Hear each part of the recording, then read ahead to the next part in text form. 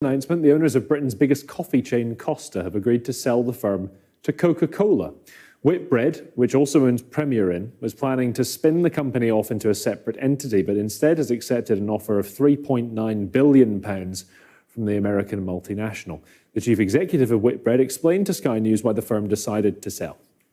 For Costa, it's going to really help them grow faster. They're already in 32 markets in the world, but Coca-Cola are in 200 markets. So we can use the distribution scale of Coca-Cola to really rapidly ramp up that brand, and you would therefore be able to see it all over the world. So that's great news for Costa. For Whitbread, because the price of this deal was so good, we're going to be able to return some money to shareholders, and they will be delighted with that. But we'll also be able to make a contribution to our pension fund and pay down some of our debt.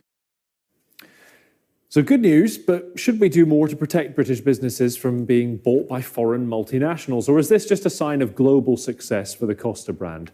Let's talk more. We're joined from Central London by Fran Boyd, Executive Director of Positive Money and the Chairman of the Bow Group think tank, Ben Harris-Quinney. Thank you both for your time today. Fran, if I can start with you, just what the Chief Executive of Whitbread was saying there. They can put money into the pension fund. Costa can go global. This is good news. I don't think it's actually a cause for celebration if we're seeing one multinational corporation that was struggling earlier this year being bought out by another even bigger global multinational corporation, Coke. What that actually means for our economy is we're moving towards one where our high streets are owned by fewer and fewer corporations, huge corporations, not even based in this country, and that actually makes our economy much less risky and far less resilient.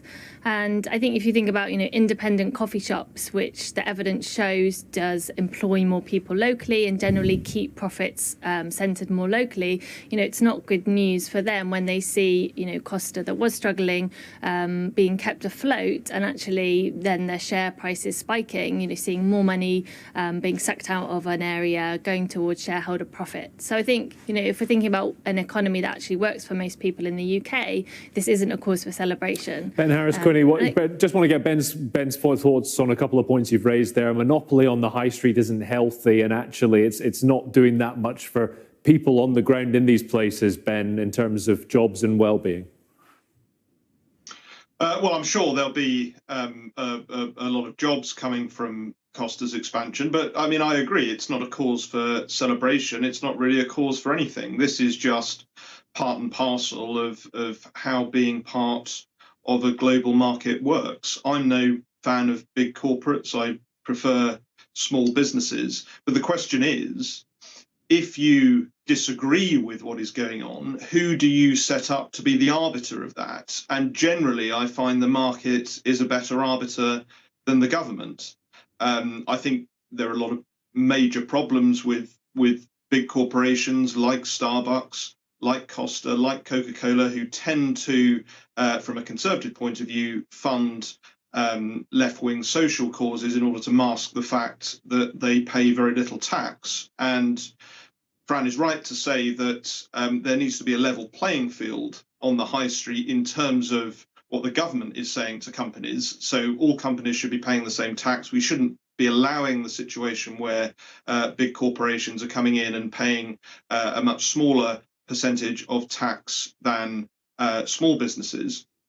But nonetheless, this is the question is, if you're not going to allow the market to dictate who takes over whom, which companies wish to merge, which companies wish to demerge, then you're putting that in the hands of the government, which I think is a worse arbiter. Okay, Fran, is that what you were calling for? The state being the ultimate arbiter. I definitely think there needs to be more scrutiny over mergers and acquisitions. Coca-Cola is a multinational global corporation that's had a track record of human rights abuses, globally. It is concerning if that's going to get bigger and bigger as a corporation. Also its own products are a massive threat to rates of childhood obesity. So if it gets even bigger, now we have global corporations whose turnover are bigger than countries. So actually, we do need to think about how we regulate these if actually they're undermining the values and the economy that the majority of people, whatever part of the political spectrum you sit on, want. As we've both agreed, we would prefer to see small businesses, we would prefer to see independence.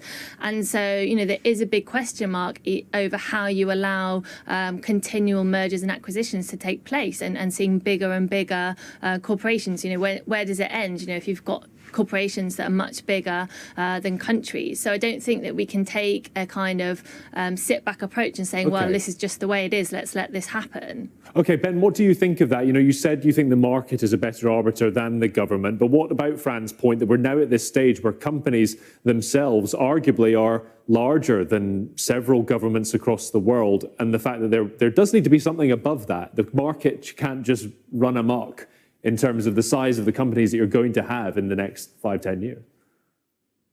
Well, the problem is, I think if you look at governments across the world, generally they are a much worse abuser of human rights than corporations are. I think the role of the UK government in this case is not to dictate to companies who they can work with and who they can't work with, but to ensure that there's a level playing field in terms of taxation. So if you want to set up a small coffee shop in the high street, you're not paying 20% tax more than Costa Coffee and Starbucks and other big corporations. And I think if you do that, if you ensure the playing field is level, then it's up to the customer to decide which companies succeed and which companies fail based on their product. It's not up to me to decide. It's not up for Fran to decide. I don't think it should be up to anyone to decide. The citizens of the United Kingdom should be able to decide which companies they want to do business with. And so, as I say, there is a problem with big corporates not operating on a level playing field with small businesses. And so the government should ensure that taxation is equal. But that's as far as government intervention should go, in my view, because otherwise you're essentially swapping a large corporation for a large government, which is in many cases not anywhere near as accountable because it doesn't have that customer base to keep happy in the same way. Just one final thought from you both, going back to Costa specifically, Fran. Costa, from where they started to now, is that a success story in your view? Not really. I mean, sure, they've absolutely exploded, but again, we've got to look at what's the underlying economic model that's at play here, and I don't think it's one that actually supports local communities' economies growing. It's actually one that extracts money from communities to a large multinational corporation that's now being bought out by an even bigger one. So, I agree that I'm glad that we're both agreed on fair taxation. That's very much needed. But generally, when we're seeing monopolies in any market, that's actually something that we need to be worried about and concerned about. Okay, Ben, just in this Costa-specific case, success story or not?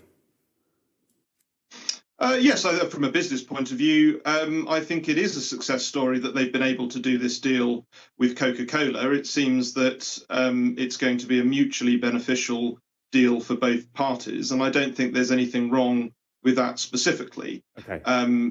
But I don't see the government has any role to play there. The government's role is ensuring there's a level playing field for all businesses to compete equally. Okay, Ben Harris-Quinney, Fran Boyd, thank you both for your time.